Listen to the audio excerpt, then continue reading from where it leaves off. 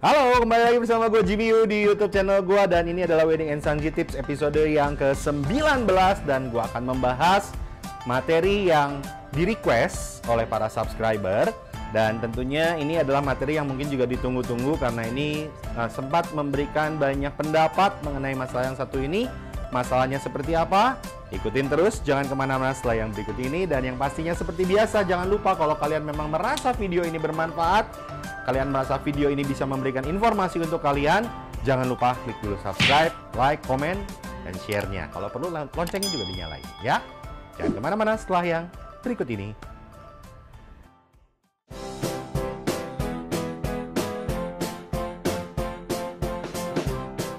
Episode ke-18 akan membahas tentang prosesi langkahan. Prosesi langkahan itu apa? Prosesi langkahan itu adalah apabila ada calon mempelai pria ataupun calon mempelai wanita yang akan menikah dan dia masih memiliki koko atau cici yang belum menikah. Nah, langkahan ini akan terjadi dan biasanya secara harafiah banyak WO yang mengatakan bahwa prosesi langkahan itu adalah gunting pita. Setelah gunting pita dikasih kado, maka akan timbul pertanyaan, gunting pita, koko dan cici gunting pita, guntingnya dari mana? Dari dalam rumah, dari luar rumah? Nah, kasih kado, kadonya apa? Siapa yang beli? Nah, ini adalah pertanyaan-pertanyaan yang muncul. Sebelum saya akan membahas lebih lanjut, kita harus tahu dulu bahwa yang pertama, gunting pita. Apakah prosesinya adalah gunting pita? Ternyata bukan, teman-teman. Bahwa yang seharusnya adalah penggantungan celana dari koko atau rok dari cici di depan pintu rumah, dan pengantin harus melewatinya dari bawah, atau ngolong ya kalau orang Sunda bilang, itu dari bawah. Dan ini kayaknya dianggap kurang oke kali ya. Masa sih gantung celana dan gantung rok di depan pintu? Jadi akhirnya digantilah dengan pita merah yang digunting seolah-olah memberikan makna bahwa koko atau cici memberikan jalan untuk kedua mempelai bisa berangkat menikah duluan. Nah, itu adalah yang pertama, informasi mengenai apakah gunting pita atau bukan. Nah, yang kedua, kado. Katanya harus dikasih kado. Betul? Nah, kadonya apa sih? PS5 mungkin?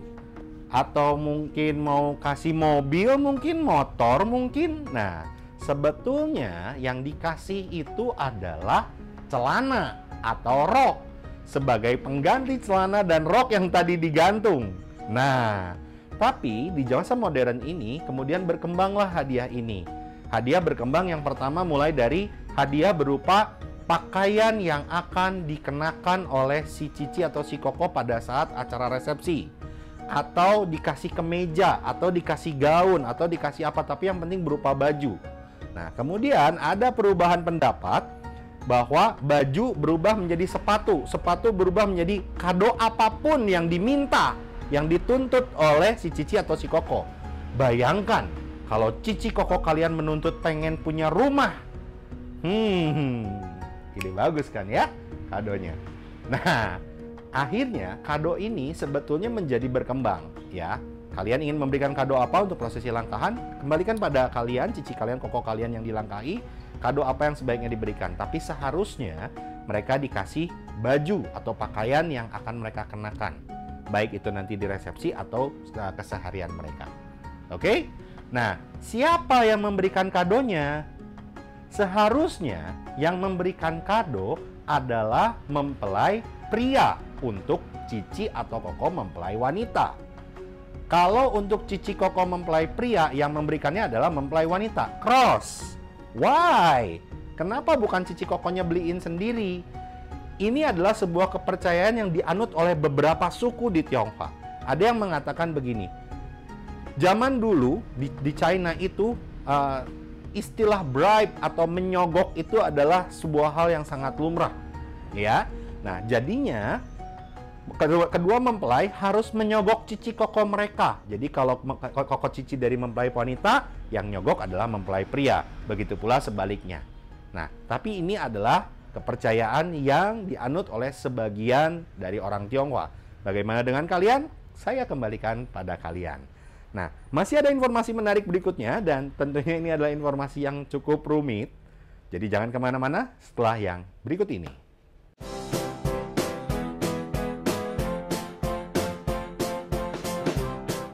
Kita Kita akan lanjutkan prosesi selanjutnya bagaimana gunting pita ini harus dilakukan. Dan kalau kalian merasa setengah video di awal tadi sudah cukup bermanfaat, jangan lupa subscribe dulu ya.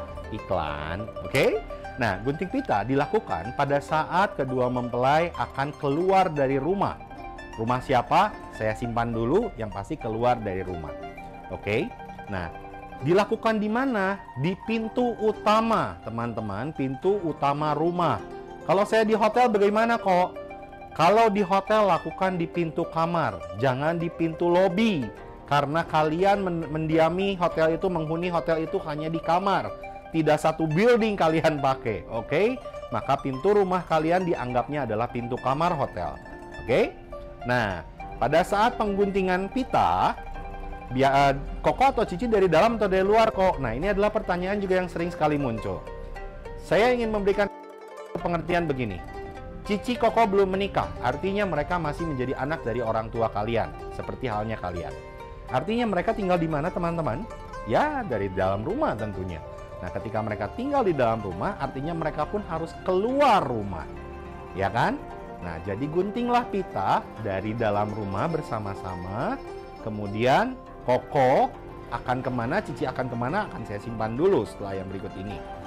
Nah, ketika pengguntingan pita berlangsung, ada yang memberikan pendapat begini, kokonya cicinya dari luar kok. Saya berkecimpung di dunia ini cukup lama, dari sekitar tahun 98, 97, 98, dan saya sudah melihat begitu banyak tradisi wedding, dan saya menyaksikan sendiri bagaimana ada tradisi koko cici di luar. Ya, sebetulnya koko cici harusnya di dalam. Tapi kenapa bisa ada pendapat koko cici di luar? Pada saat itu saya pernah melakukan liputan pengguntingan pita dan dilakukan di hotel, yang mana pada hotel tersebut pintunya tidak terlalu besar, sementara kita harus meliput ada koko, ada pengantin dua, pengantin pria, pengantin wanita. Ya, pintunya nggak muat teman-teman. Sehingga fotografer dan videografer berinisiatif untuk memberikan ide, yuk koko cicinya di luar aja supaya kami bisa mendokumentasikan dengan baik. Pengantin dari dalam, koko atau cicinya dari luar. Nah, itu adalah awal sejarah yang saya tahu mengenai kenapa koko dan cici harusnya di luar. Tapi, secara logika kalau kita berpikir seperti yang sudah saya sampaikan tadi, koko cici belum menikah, artinya masih anak dari papa dan mama. Mereka tinggal di dalam rumah. Ketika gunting pita dilakukan, maka kado akan diberikan. Setelah kado diberikan, koko harus keluar dari rumah mencari jodoh. Cici harus masuk ke dalam rumah untuk menunggu jodoh. Nah, ini pun banyak sekali pendapat yang berbeda-beda. Ada yang mengatakan cici keluar, koko masuk. Sekali lagi saya ulang, koko keluar mencari jodoh, cici masuk menunggu jodoh. Bagaimana dengan tradisi Anda? Saya kembalikan lagi pada Anda juga. Nah, satu pertanyaan lagi yang sering sekali muncul adalah, kok gunting pita ini kapan? Tadi di awal saya sudah jelaskan bahwa gunting pita ini pada saat kedua mempelai akan keluar rumah. Rumah cowok atau rumah cewek. Nah, pertanyaannya cukup menarik dan cukup seru. Saya akan bantu dengan gambar-gambar yang ada di samping saya ini. Bayangkan, kalau langkahan terjadi di rumah mempelai wanita, maka cukup mudah ya.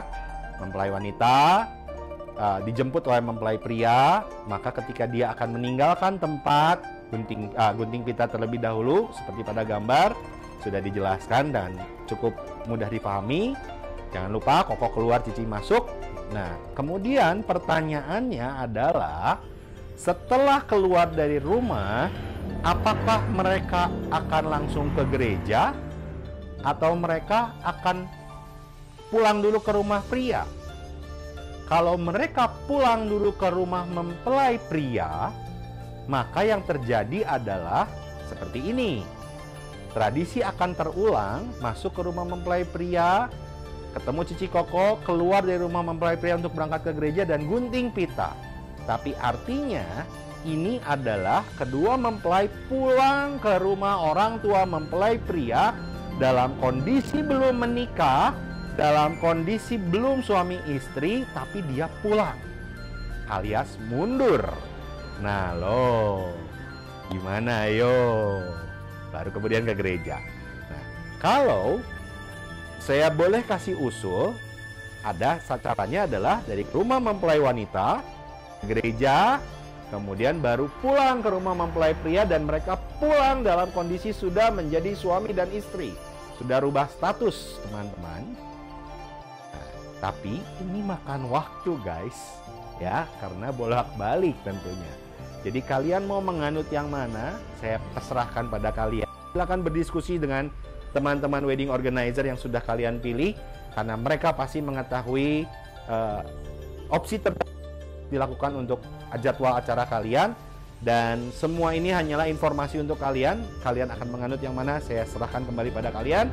Dan inilah akhir dari episode yang ke-19. Terima kasih sudah menyimak. Dan jangan lupa subscribe, like, komen, dan juga share-nya selalu saya tunggu. Dan thank you untuk kalian yang sudah menonton dari awal hingga akhir. Sampai ketemu di video selanjutnya. Bye!